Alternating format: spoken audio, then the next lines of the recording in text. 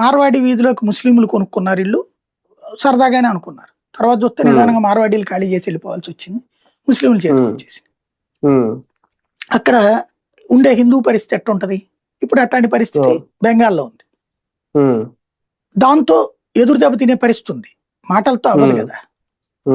ఈ లోపు సర్ర అనేటటువంటి ఆ దొంగ ఓట్లతో వాటితో గెలిచేస్తుంది. ఇప్పుడు బంగ్లాదేశ్ వాడికి ఈ ఓటు కార్డు ఇచ్చి పంపిస్తారు, లోపల ఉన్న వాళ్ళందరూ మనవాళ్ళే కదా అని నడిచిపోయేది.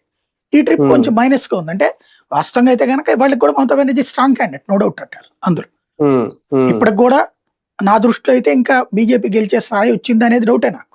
క్రిందసారి కూడా ఆమె గెలిచేస్తుంది అన్నారు, కానీ 200 సీట్లకు పైగా గెలిచింది ఆవిడ. బీజేపీ 70 దగ్గరికి పరిమితమైంది. పార్లమెంట్ సీట్లతో కంపేర్ చేసినప్పుడు దగ్గర 150 గెలిచేయాల, చేయలేకపోయారు.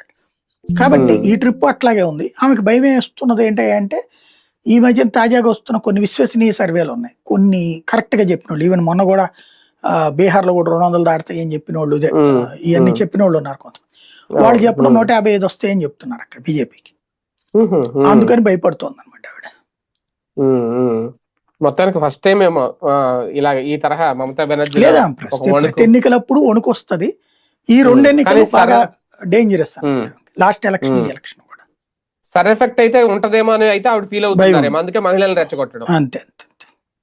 రైట్ రైట్ చూద్దాం ఏం జరగబోతోంది. నిజంగా రేపొద్దున పశ్చిమ బెంగాల్ ఎన్నికల్లో ఎవరు విజయం సాధిస్తారనేది ఒకటి. అలాగే ఇప్పుడు ఆంధ్రప్రదేశ్ వ్యాప్తంగా అటు వైఎస్ఆర్సీపీ కానీ ఇటు